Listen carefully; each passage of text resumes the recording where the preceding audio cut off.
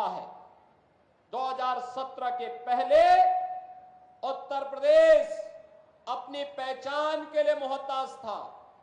अराजकता चरम पर थी, गुंडागिर्दी उत्तर प्रदेश की पहचान बन चुकी थी। हर पर्व और त्योहार के पहले दंगे होते थे। बेटी और व्यापारी दोनों सुरक्षित नहीं थी। प्रदेश के अंदर कोई आना नहीं चाहता था और जो नौजवान उत्तर प्रदेश के बाहर जाता था उसके सामने स्वयं पहचान का संकट खड़ा हुआ था।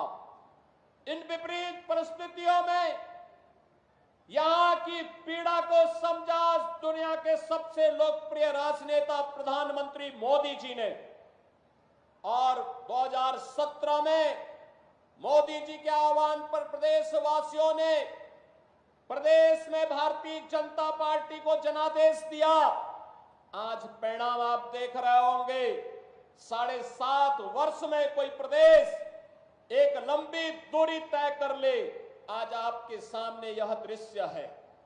बहनों और भाइयों, आज विकास का क्या मॉडल होना चाहिए यह उत्तर प्रदेश तय करता है। आज सुशासन का मॉडल क्या होना चाहिए उत्तर प्रदेश तय करता है। कानून व्यवस्था कैसे होनी चाहिए आज ये उत्तर प्रदेश तय करता है। लेकिन इससे पहले के दृश्य क्या थे? बहनों और भाइयों, मैं भी आ रहा था, कार्यक्रम स्थल पर आ रहा था, और जैसे ही मैंने वित्त मंत्री से पूछा, हम दोनों एक ही गाड़ी में थे, मैंने कहा खन्ना जी आपने इस इमारत को देखा है क्या है? खन्ना जी ने कहा हां, यही लाल इमली है। बहनों और भाइयों, कानपुर की लाल इमली जो कानपुर की पहचान बन चुकी थी, क्यों बंद हो गई? एक कांग्रेस के बेईमानी और भ्रष्टाचार का एक स्मारक बन चुका है। जहां यहां के नौजवानों को नौकरी और रोजगार मिलना चाहिए था, हजारों लोगों के परिवारों का पेट पलता, आज वो इनके भ्रष्टाचार का एक स्मारक बन करके चिढ़ा रहा है। लेकिन हमारी सरकार ने तय किया है लाल इमली का पुनरुद्धार करने के एक बड़े पैकेज के साथ हमारी सरकार आगे बढ़ने जा रही है। सिख यूनिट को पूरी लैंड और पुनरुद्धार के एक व्यापक पैकेज का कार्य हमारी सरकार ने आगे बढ़ाया है, और यही कहने के लिए आज मैं आपके पास आया हूं। बहनों और भाइयों, इस समाजवादी पार्टी, आप इनके कारनामों से तो परिचित हैं। इतिहास की पुनरावृत्ति लोग कर रहे हैं। गुंडागिर्दी इनकी पहचान थी, अराजकता इनकी पहचान थी, बेटी और व्यापारी पर सुरक्षा पर खतरा कर पैदा करना इनकी पहचान थी। इनके समय में क्या क्या नहीं होता था कौन नहीं जानता है, और यहां पर इनका दिखाने वाला चेहरा एक है और अंदर कुछ और है। यह दृश्य देखना है तो सीसामऊ की जनता को उपचुनाव का सामना करना पड़ रहा है, इसलिए क्योंकि गरीब की संपत्ति पर कैसे कब्जा किया जाता है, कैसे दंगे भड़काए जाते हैं। दंगे भी उस दिन भड़काने का साजिश होता है जिस दिन महामहिम राष्ट्रपति जो इसी माटी के सपूत हैं, वे जब कानपुर की धरती पर आए थे, उस दिन कांग्रेस समाजवादी पार्टी का विधायक इसी सीसामऊ को, कानपुर को दंगों की आग में झोंकने का साजिश रचता है। बहनों और भाइयों, आज वो अपने कृत्यों का सजा भुगत रहा है। लेकिन मैं आपसे कहने के लिए आया हूं, आपने जनादेश 5 वर्ष का दिया था, लेकिन आपको उपचुनाव का सामना करना पड़ रहा है। यहां का विकास बाधित हुआ है। समाजवादी पार्टी प्रदेश के अंदर अराजकता पैदा करने की अपनी कुत्सित मंशा से आज भी वह कहीं भी जब भी उसको मौका मिलता है उस अवसर को वह जाया नहीं होने देती है।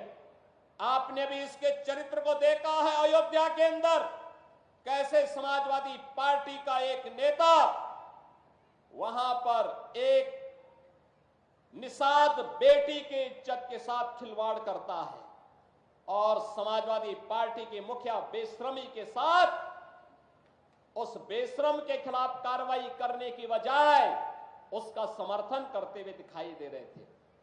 आपने इनका दूसरा दृश्य लखनऊ में देखा, एक बेटी अपने पिता के साथ मोटरसाइकिल से चल रही है, अचानक बरसात होती है, पानी भरता है और इनके गुंडे सड़क पर किस तरीके से उस बेटी को गिराने का कार्य करते हैं। और तभी मैंने कहा था, जब इनके एक नेता ने सदन में कहा कि सद्भावना ट्रेन चलानी चाहिए, हमने कहा सद्भावना ट्रेन इनके लिए नहीं, इनके लिए बुलेट ट्रेन चलेगी, बुलेट ट्रेन। बहनों और भाइयों, इनका तीसरा मॉडल देखना है तो कन्नौज में देखिए, ये नवाब ब्रांड कांग्रेस इसी समाजवादी पार्टी की पहचान है।